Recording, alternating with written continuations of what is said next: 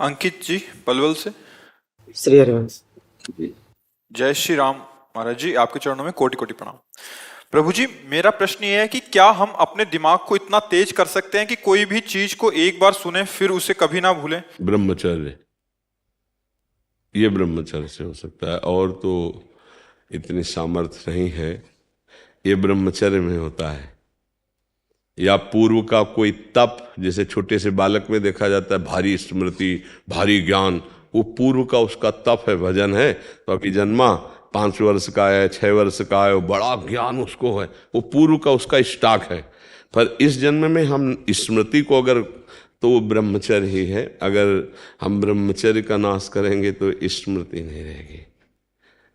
एक सीधा उत्तर है, आपका खान पान ठीक हो, आपका ब्रह्मचर्य ठीक हो, सात्विक भाव हो, तो स्मृति जागृत हो जाएगी। लेकिन गुरुदेव महाराज मैं तो मतलब शादीशुदा हूँ गुरुदेव मेरी।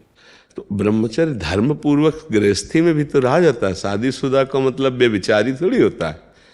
देखो, जो शास्त्रीय पद्धति है तो संतानोत्पत्ति के लिए आदेश है, उसको नियम पूर्वक अगर निर्वाह किया जाए तो एक पत्नी व्रत रखने वाला, धर्म से चलने वाला, और वैसे शास्त्रीय पद्धति प्रत्येक मासिक धर्म के बाद जो 10 दिन के बाद लगो संतानोत्पत्ति के निमित्त समस्त देवताओं और भगवान को नमस्कार करके वो गृहस्थ ब्रह्मचारी में, तो उसमें स्मृति की, देखो स्मृति का नाश एक काम ही कर देता है। कामा संजायते क्रोधा, क्रोधा स्मृति विभ्रमा, और स्मृति भ्रंशात बुद्धिनाशो, और बुद्धिनाशात प्रणश्यति। तो अगर हमारा निष्काम भाव हो तो हम स्मृति वाले बने, तो गृहस्थी कोई निंदनीय थोड़ी है, कोई निंदनीय नहीं। देखो, हम जब शास्त्रों में पढ़ते हैं तो गृहस्थ जनों ने, जिनके बड़े बड़े धर्मात्मा संतानें हुई, उनकी बात, काफी दिनों तक ब्रह्मचर्य रह करके संयम से फिर गर्भाधान हुआ और फिर ब्रह्मचर्य से रहे, तो उनकी संतानें बड़ी प्रज्ञावान, बड़ी विवेकवान धर्म। ये जो गरुण जी का जन्म हुआ ना, तो 10,000 वर्ष तक ब्रह्मचर्य रहे थे कश्यप जी। उस समय तो मतलब लाखों वर्ष की जीवनायु होती थी।